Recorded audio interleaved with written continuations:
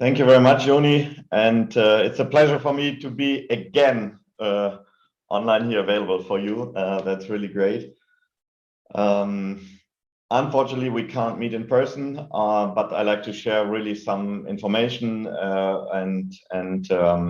as you invited me to give an update on the OPC Foundation, but also on the adoption of OPC UA, I think I have really some great news also looking into the future. You have a lot of detailed presentations today, which I'm not diving into all the details. I will just touch them because I think it's important. So I'm highlighting them to make more as a teaser. But yeah, let's start. A super short update. I think I don't have to introduce the OPC Foundation in the complete detail. But as you see here, membership, we are still growing. We are 852. So the 1,000 is coming at the horizon, right? It will definitely not be this year, maybe also not next year, but it looks like we are crossing that line in 2022, 2023 somehow. So I think a good momentum. The board of directors is right now as you see, but right now we have election of the board of directors. It's a democratic vote. First time in the history of the OPC Foundation, we are doing it in an electronic way. So those of you who are the designated representatives and you received it, you will receive a reminder. You just have to click 2-3 times and in your browser, and then your vote is done. It's interesting because we have 5 open seats.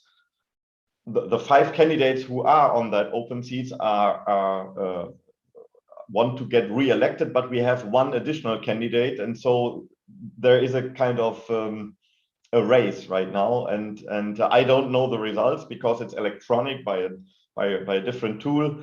It is joined by our legal counsel, and so yeah, let us see what the results are. They are published at end of the year on our December General Assembly meeting, where you also get a good update on what happened over the year. Okay, what still for me is the most important topic is the O from OPC Foundation, which stands for openness. We are open more and more documents, also internal documents or workflows or procedures and rules. Right now, for example, we are publishing the rules how to establish additional labs in the world. OPC labs to guarantee quality and certified products.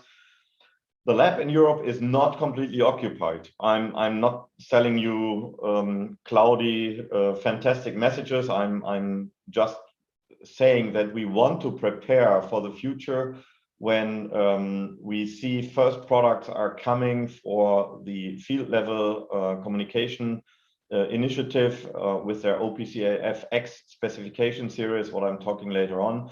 And we want to prepare with other partners around the world because we believe more and more hybrid products will enter the market, where you have at the beginning established field bus systems for the low level, for the south port, but you have OPC UA for the vertical port, or maybe OPC UA safety in combination with others, where you have horizontal communication. So this is where we need to cooperate with other labs, and the rules how to open a lab will be published soon. I'm skipping all the other information here because you should know what the OPC Foundation is. Interoperability from sensor to cloud is exactly our mission. And so I'm just touching this one. So the first 2-3 slides are just reminding everybody. OPC UA has not been designed to be the fastest field bus system, definitely not, and it will not be faster than some of the existing ones. It has been always designed to move standardized information in a secure way. And honestly, if you have a field bus system and you have a sensor inside that field bus system, I do not believe that you are integrating an OPC UA server into that sensor to move standardized information to the cloud. In this case, the PLC has all these kind of information and will provide these information to the cloud. So if we talk from sensor to cloud, you have to be careful on in which business are you and how do you understand the word sensor. If you talk to other vertical markets, an auto ID device, they name it a sensor. And obviously it makes sense to have a flow meter in the process industry or an auto ID device and have OPC UA built in directly to move information once you power up a flow meter with advanced physical layer, Ethernet plus power, and you plug in the cable with small amount of power and it boots up, that this flow meter is out of the box providing standardized information via OPC UA. So saying sensor to cloud depends always a little bit from the market, so don't be too picky on this. Okay. Here you see also that we are scaling information up to the cloud, and you see also that we made a line between two cloud systems, because we believe that also, and not only believe, we have already a working group how to exchange information between cloud systems. We call it Cloud Federation. I will talk about that in a minute. Extreme short only, OPC UA, so now 2 slides as a reminder. OPC UA is the promise for secured industrial interoperability. These 3 keywords, it's an enabler technology. It is open source, it is scaling, I mentioned that, it's independent and so on. It is an enabler that others can standardize information. Right now we have 66 working groups, unbelievable. And I talked already about certification and validation, and that we are integrating more and more companion specifications into the test tools. We are spending significant higher money. We nearly doubled the budget for this position to get more and more information models checked and validated, sometimes even certified in that CTT tool. OPC will never be finalized. It is an open set of Lego bricks, and each brick has a specific technology job to do, from discovery, security, connectivity, or information modeling. And again, the companion specs are something like putting Lego bricks into a package, and because then you know it's working. You are able to build up the boat, the ship, or whatever you played when you have been young. And you played with Lego, or if you have been in the, what was the other world? Playmobil world, then you are not aware of this, but most of us, I guess, have played with Lego. Okay, I like to mention quickly at least one of our key partners, which is the VDMA, because just the VDMA is doing here a lot of these information models, which you should be aware of. The VDMA has not only the 31 information models. In addition, the VDMA is harmonizing them, and you will have a deep dive talk from Wolfgang Mahnke. OPC UA for machinery is a harmonized basic block for all that information models, and this is why I personally believe this is the most important companion spec overall, because it's the base of everything. This will be the most adapted information model. And if everybody's asking me, Stefan, which one should I implement first? My answer is implement OPC UA for machinery. Okay. A quick update on the field level communication initiative, which is not only adding quality of service, it has deterministic optional, but also motion and safety. The groups have started in a different time range. OPC UA safety is available already, has been released already. It has been extended from this previous version where it was only on client server to also support pub/sub. It is not only, this is also what some people see it only as a competition to field bus. That's not, that's just a very small part.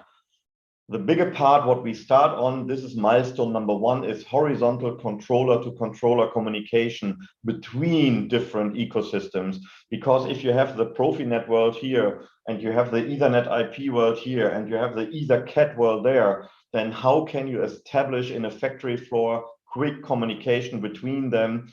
And the first step is exactly allowing connectivity on UDP level, because TSN and the 6802 specifications, my feeling, will not be finalized and released to the market soon. It will take another 1-2 years, where the base technology, where we trust on, needs more time. But we want to be prepared to be as quick as possible on top of that TSN if you need deterministic in the future.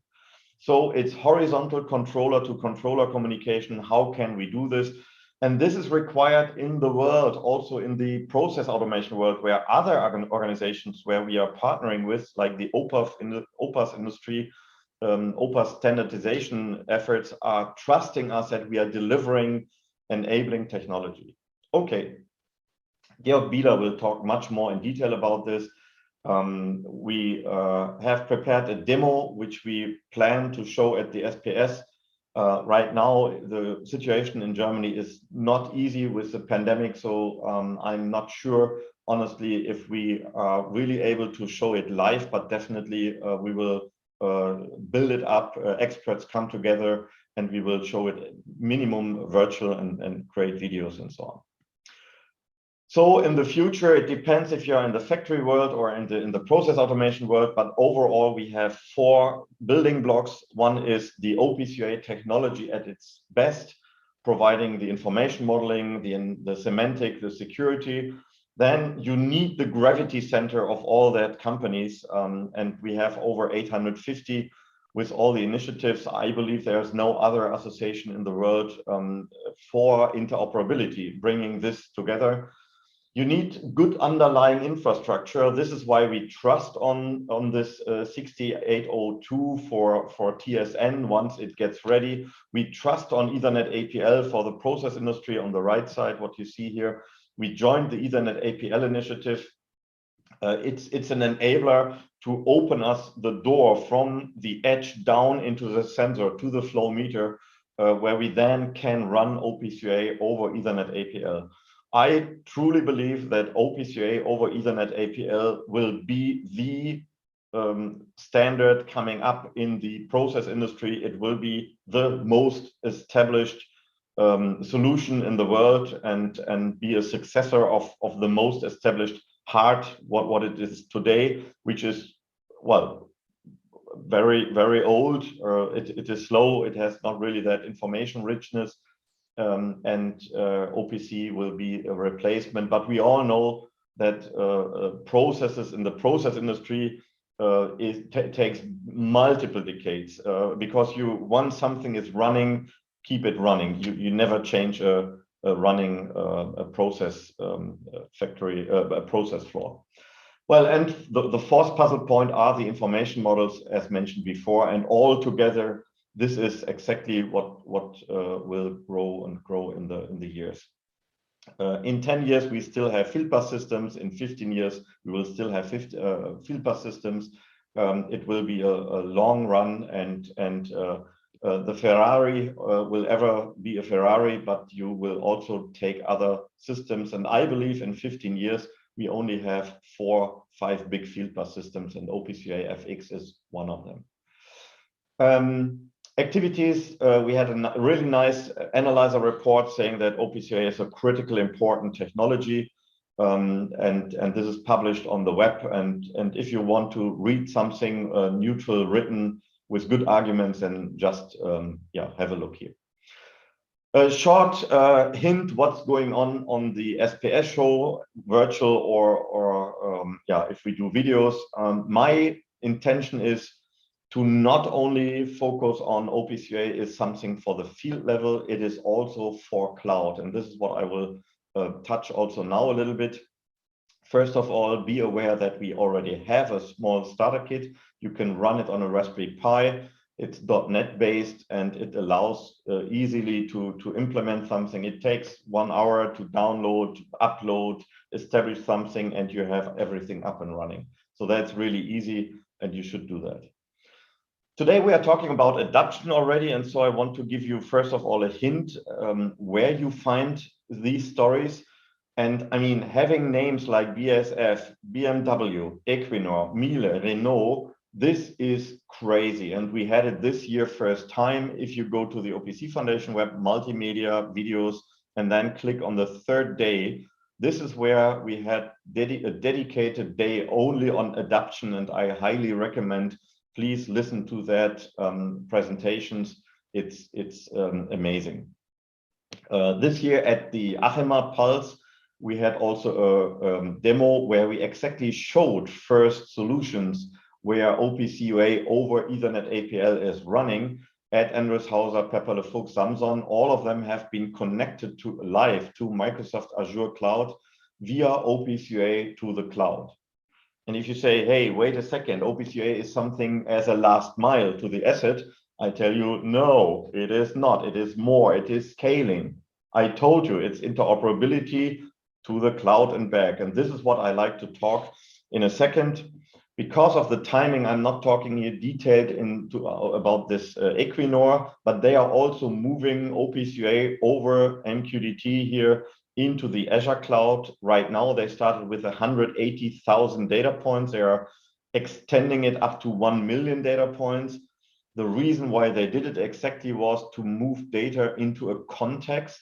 And interestingly, and big applause to Equinor here, whatever has missed as what they have missed as an information model, because it was not done by the OPC Foundation so far, and there are multiple opportunities outside, they have made that model that on themselves and published it to the world as open source, also on GitHub.